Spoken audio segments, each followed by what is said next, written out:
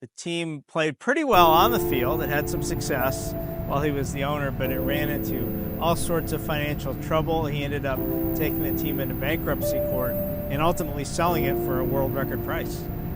He saw ways that the team could make money.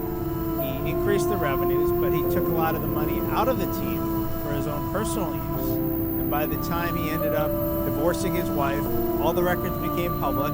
And Major League Baseball, the governing body for baseball here in the States, said, it looks to us like you took almost $200 million that belonged to the team and took it for your own personal use. Once we saw where the money was going, that Frank McCourt was using a lot of this money to further his lifestyle or his wife's lifestyle, not to make the team better. And I think that's where the fans turned on. There were a lot of fans of the Dodgers that were upset, and maybe they would write a letter to the newspaper, maybe they would call into the radio or television talking about how upset they were. But there weren't really any unified actions. The fans did not get together in concert. In Europe, as we all know, the supporters clubs are very, very strong. And if Mr. McCourt were to run into trouble into Marseille, he will have organized opposition that he did not have. And he certainly has more money now, so there's a possibility, based on his track record, that he may see a real estate opportunity in Paris or in Marseille or somewhere else in France.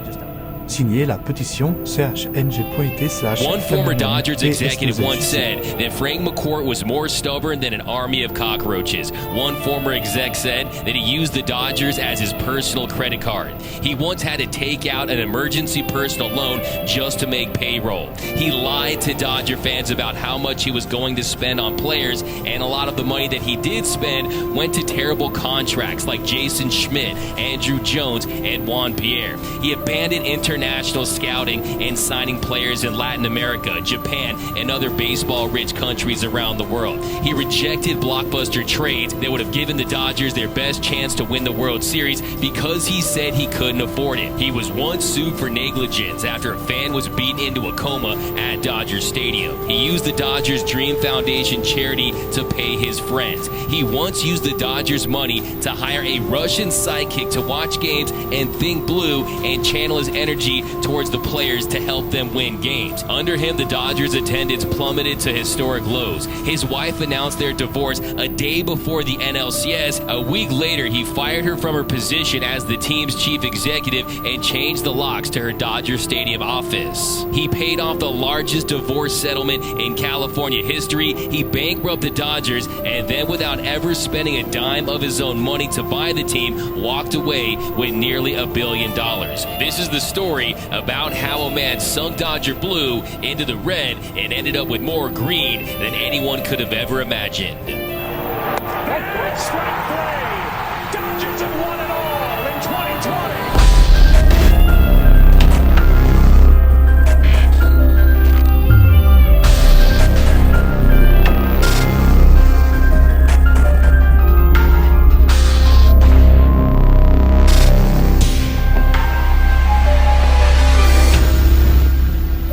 Frank rubbed the Dodgers' demise under Frank McCourt. Meet Frank H. McCourt Jr., a real estate developer from Boston who once attempted to buy his hometown Boston Red Sox back in 2001. His plan was to leverage his massive waterfront parking lots that he owned in South Boston to purchase the Red Sox using none of his own money. His first plan of action after buying the franchise was to tear down historic Fenway Park. Can you imagine what kind of monster would want to tear down the Green Monster? Thankfully for Red Sox fans, the franchise ultimately was sold to an ownership group led by John Henry for $660 million. So even though he failed to buy his boyhood team, it still laid the blueprint for him buying the Dodgers a few years later. On January 29th in 2004, it was announced that MLB owners had approved of the $430 million sale of the Los Angeles Dodgers to Frank McCourt. McCourt said in a statement, "Welcome to a new era of Dodger baseball. I intend to restore the glory days of Dodger baseball with a team worthy of support from our fans.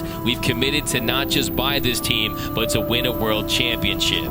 Now, McCourt had purchased the team from Fox, who was trying to get rid of the team for years, and he got a great deal on the Dodgers, getting them for a bargain price of $430 million, well below what the Boston Red Sox had sold for at $660 million a few years prior. And he did so without contributing one dime of his own money. McCourt borrowed 100% of the $430 million to purchase the Dodgers. In fact, Fox wanted to offload the Dodgers so bad that they loaned him $145 million to complete the purchase of the team. He used his parking lot as collateral against the Fox loan, and when he defaulted on the loan, Fox took control of the lot and sold it to wipe their hands clean of McCourt. So essentially, Frank McCourt, without using a dime of his own money, flipped a parking lot in Boston for one of the most iconic franchises in sports. Now, the Dodgers did have some success on the field under McCourt. In McCourt's first season, the Dodgers won 93 games and the National League West title for the first time since 1995. LA made their first postseason appearance and won their first postseason game in 16 years after a strong start from Jose Lima in Game 3 of the 2004 NLDS versus the Cardinals. In the 8 years of owning the Dodgers, LA won the NL West 3 times and made the NLCS twice. But even though McCourt loved to take credit for any Dodgers success when he owned the team, the reality is that most of the team's success during that era can be traced to the homegrown talent that had been drafted and developed before he took over, and the acquisition of Boston Red Sox controversial star Manny Ramirez. The Dodgers saw key contributors like Matt Kemp, James Loney, and Russell Martin come up from the farm and establish themselves at the big league level, and then they also hit big on a trade made by Ned Colletti, where they traded Milton Bradley and Antonio Perez for Andre Ethier. But the talent pipeline dried up during the McCourt era, and one big reason for that is McCourt's decision to cut funding for international scouting, most specifically in the Dominican Republic. In 1987, the Dodgers were pioneers in the DR, establishing the first ever American Baseball Academy in the country that produced more baseball stars in the world outside the United States, despite being roughly 1/9 the size of the state of California. The Dodgers discovered and developed future stars like Pedro Martinez, Raul Mondesi, and Adrian Beltre. Finding talent beyond U.S. soil was one of the hallmarks of the franchise. LA famously scouted the legendary Fernando Valenzuela out of Mexico and brought him to the States, where Fernando Mania was born. A decade and a half later, they signed Hideo Nomo from Japan and gave birth to Nomo Mania. They would have success with Chan-Ho Park from South Korea. Hitting big on international talent had been a foundational cornerstone for the Dodgers, but Frank McCourt didn't think it was a lucrative investment. In 2008, the team did not account for any of the 115 international signings of at least $100,000. And then there was the Hall of Famer that got away. Adrian Beltre was coming off a breakout 2004 season where he led all of Major League Baseball with 48 home runs. He had an OPS of over 1,000, and he said he wanted to re-sign early with the Dodgers, but instead, the Dodgers lowballed him. The Dodgers offered half of what the Mariners were offering, and Beltre eventually signed a 5-year, $64 million contract with Seattle. And then there were the regrettable contracts. Jason Schmidt, Andrew Jones, Juan Pierre. The Dodgers signed Jason Schmidt to a 3-year, $47 million deal, and he appeared in a grand total of 10 games for the Dodgers, posting a .602 ERA in over 43 innings of work. Now, players get injured during contracts, but most of the time you can't fault that on the organization. But when it came to Jason Schmidt, they knew he was injured going into it, that he had a torn rotator cuff. And then there was the Andrew Jones contract. The Dodgers signed Jones to a 2-year, $36.2 million deal. He showed up to camp out of shape. He played in just 75 games in his 1 year with LA, hit .158, had a .505 OPS, and the following season, the Dodgers, they just released him and paid him the rest of the money because they didn't want him to take up another roster spot. Now, for me, what stings the most when it comes to the McCourt era is that despite him running the Dodgers into the ground, around, LA was close to winning the World Series twice. They advanced to the NLCS in 2008 and in 2009, and in both those years, the Dodgers could have added more talent to put themselves over the top after GM Ned Colletti had deals done for ace starters CC Sabathia and Cliff Lee, only to be denied by Frank McCourt, who didn't want to take on what would have been roughly an extra $4 million in salary to give the Dodgers their best chance of winning the Fall Classic. Former Dodgers GM Ned Colletti's book, The Big Chair, when trying to get McCourt to approve the trade, McCourt told Colletti, "I'm not going to give up all those prospects, and I'm not going to take on the extra money." So you had Frank McCourt crying over an extra $4 million when the Dodgers were still one of the most profitable teams in all of Major League Baseball. LA led the National League in attendance during McCourt's first 6 seasons, but he continued to shave payroll. When he bought the Dodgers, they had a $105 million payroll, which was 4th in Major League Baseball. In his second year, he cut the payroll to $92 million, the next year down to $83 million. By his last year as the team owner, the Dodgers ranked 12th in Major League Baseball in payroll behind the Twins and the Brewers, 2 small market clubs. This was all after he had promised that he would keep the club's payroll in the top 25% of the league. So where did all the money go? Well, thanks to huge profits and cutting spending wherever they could, the McCourts had money to spend, and boy did they ever. 9 multi-million-dollar homes, including a $21.25 million mega mansion in the ultra-posh Holmby Hills neighborhood of Los Angeles, right across the street from the Playboy Mansion. They dropped an extra $14 million to renovate it, and after they decided it wasn't big enough at over 16,000 square feet, they bought the house next door. And then they purchased a Malibu estate off of the Pacific Coast Highway from actress Courtney Cox for $27.5 million. Then when that mansion wasn't big enough for their lavish pool parties and egos, they bought the property next door for $19 million. They had a private jet on permanent standby. Jamie McCourt had hair and makeup sessions that cost over $10,000 a month. Hey, that's a very expensive mullet if you ask me. And then how weird is this? They used the Dodgers' money to hire a Russian psychic to watch the games and think blue and channel his V energy towards the players. Yeah, I don't think you needed to look inside your crystal baseball to know that bankruptcy was in the McCourts' future. But for now, the cash was rolling in. The Dodgers were successful on the field. Life appeared to be great for the McCourts, and then it all came crashing down. Jamie, who was the team's CEO, filed for divorce on the eve of the Dodgers-Phillies NLCS Game 1 in 2009. She alleged that her husband had mismanaged the Dodgers' funds for years. McCourt denied her allegations and responded by firing Jamie as the Dodgers' CEO and said that she had ruined their marriage after having an affair with her driver. McCourt went so far as to changing the locks to her office at Dodger Stadium just in case she showed up. Now, since they were married for decades, Jamie sought half of the value of the Dodgers, and Frank also claimed that he had a signed document from Jamie where it proved that he had sole ownership over the Dodgers. The judge ruled that the contract was unenforceable and Jamie was entitled to half of the team's worth. They spent over $20 million in legal fees, where ultimately Frank was forced to pay $130 million to Jamie for her to give up her part of the team in what was believed to be the costliest divorce in the history of the state of California. One of the proudest organizations in sports was becoming a national laughingstock. And even though Frank McCourt was broke and the Dodgers owed a reported $573 million to creditors, Frank McCourt was refusing to sell the team. The only way out for McCourt was to sell the Dodgers for as much as he could, and at that time, Forbes had valued them at around $900 million.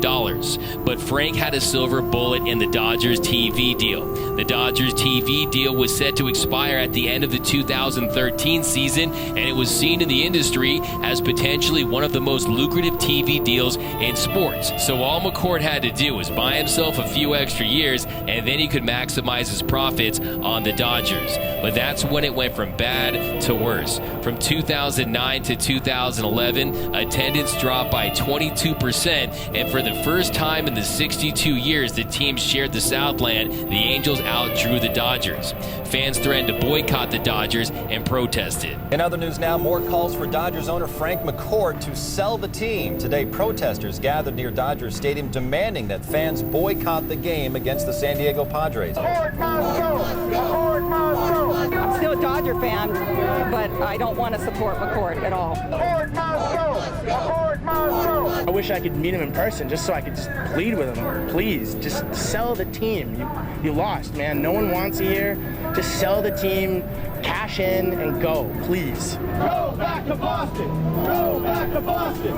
And then it gets really dark. On opening day in 2011, a Giants fan wearing a Buster Posey jersey named Brian Stowe was viciously beaten into a coma and suffered severe brain damage in the Dodger Stadium parking lot after the game. What does this have to do with Frank McCourt? Well, Frank McCourt had cheaped out on increased security around Dodger Stadium. In 2009, McCourt cut costs on stadium security. The Dodgers had been using off-duty police officers in uniform that cost around $50 per hour, but switched to undercover cops not in uniform that cost half the price. As a result, the Dodgers head of security resigned. Stowe would spend months in a coma, and eventually he would sue the Dodgers for negligence. Lawyers for Stowe claimed the team and former owner Frank McCourt failed to provide adequate security.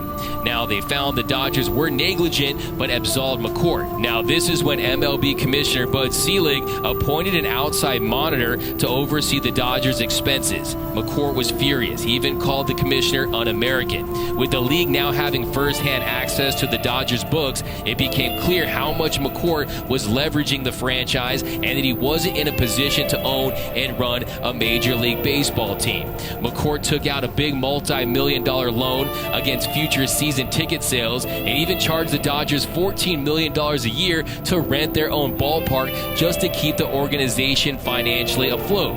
It was also learned that the Dodgers Dream Foundation, which is a charity that was started to build baseball fields for underprivileged youth of Los Angeles, was paying one of McCourt's top cronies who ran the program, Howard Sunken, over $400,000 of its $1.6 million budget. So now with Bud Selig up his crawl and money drying up quick, Frank McCourt went back to Fox in an attempt to get an extension on the team's TV deal in return for an advance on money up front.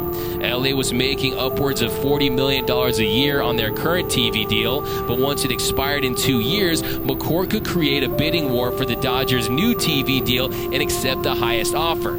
The Dodgers' next TV deal was set to become one of the most lucrative in sports and surely would bring him anywhere from 5 to 10 times the $40 million a year he was currently making. So if McCourt could just find a way to hold on to the team, he'd make out like a bandit.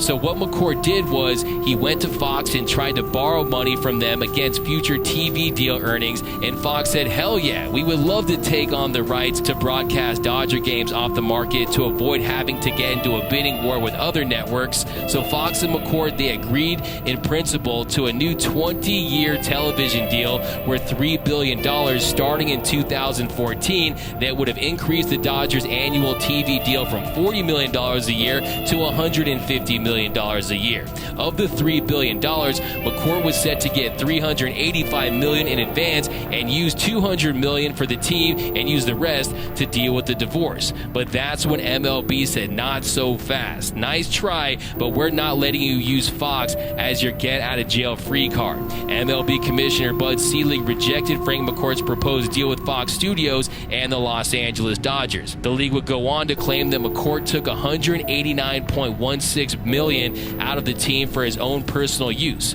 with Selig describing what McCourt was doing with the Dodgers as looting, and other anonymous team executives saying that he was using them as his personal credit card. So with McCourt's attempt to save the team through a new TV deal going down in flames, rumors started to swirl that McCourt wouldn't have enough money to even make payroll and distribute game checks that week. That is when McCourt did the unthinkable, and on June 27th, 2011, he filed for Chapter 11 bankruptcy protection, and the Dodgers were officially bankrupt. Story of the day in Los Angeles around sports didn't have to do with the NFL, not the NBA or the Lakers, but Frank McCourt's filing for Chapter 11 bankruptcy protection. Buster Olney said this is one of the worst days in baseball history. With a crushing debt load, the owner going through a lengthy divorce, and a pricey payroll to make, the Los Angeles Dodgers filed for federal bankruptcy protection. Owner Frank McCourt lays blame to Major League Baseball nixing a multi-billion-dollar TV deal he was counting on to keep the team afloat. In the game of baseball ownership, Frank McCourt is gambling on the court system now instead of his players to hold on to the team. So you would assume that McCourt filing for bankruptcy, thus guaranteeing he would lose ownership of the Dodgers franchise, would be the worst thing in the world for him. But it turned out to be a stroke of genius. See, typically, when a major league team is sold, the commissioner's office has a big hand in selecting the owner, and it's not always to the highest bidder. Major League Baseball is big on fit. They like to pick owners that they think will fall in line with the practices of the league. But this case was different because since McCourt was so broke and owed so much money to creditors and the IRS, the bankruptcy court took precedence over Major League Baseball, and McCourt was within his rights to get as much money as he possibly could in order to pay off his massive debts. Now, the league was so done with McCourt at this point that they chose not to fight it just to expedite the process of getting rid of him. McCourt received several offers. Even Dallas Mavericks owner Mark Cuban was in the running for the Dodgers at one point.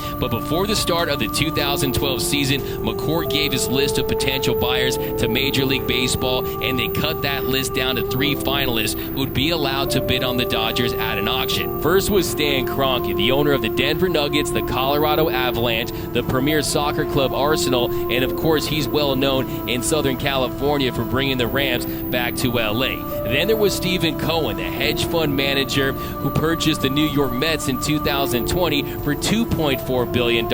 At the time, he owned a minority stake in the Mets and said he would sell them if he won the bid for the Dodgers. And then there was the Guggenheim Group, led by Magic Johnson, Mark Walter, Todd Boehly, Peter Gruber, Lon Rosen, and Stan Kasten. But the auction never took place. The day before it was supposed to be held, Frank McCourt announced in a press release that the Guggenheim Group had purchased the Dodgers for a record $2.15 billion, the most money ever spent to purchase a professional sports franchise. Now, how did Guggenheim buy the team before they went to auction? Well, the day before the auction was set to take place, McCourt met with Mark Walter one-on-one in New York, and McCourt presented a piece of paper from Stephen Cohen that had a $2 billion offer to buy the Dodgers.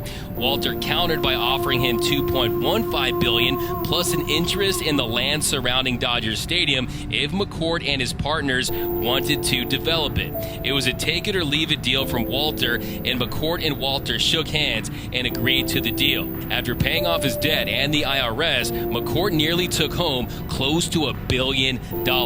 Some viewed the over $2 billion purchase of the Dodgers as an exorbitant amount to pay by the Guggenheim Group, but the Guggenheim Group, they had the vision and they knew how lucrative the Dodgers TV contract was going to be, and was it ever. Less than 2 years after buying the team, Time Warner agreed to a 25-year, $8.35 billion contract to broadcast Dodger games. So even though McCourt made out nicely, he could have really made a killing had he just made it to that new TV deal. What's better than $800 million? How about $8 billion? Because that's how much he could have made. But still, he didn't spend a dime of his own money to buy the Dodgers. He bankrupted the Dodgers and was still able to walk away with almost $1 billion.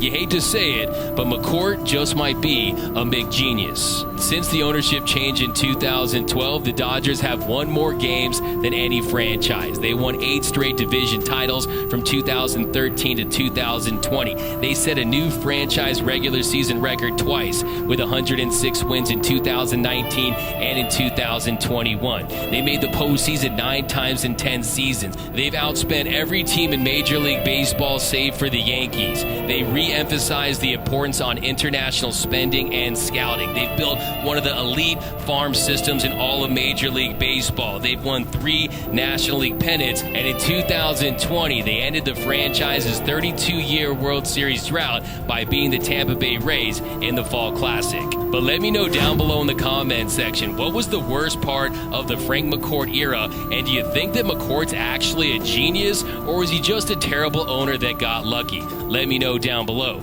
My name is Doug McCain. You can follow me on Twitter and Instagram at DMac.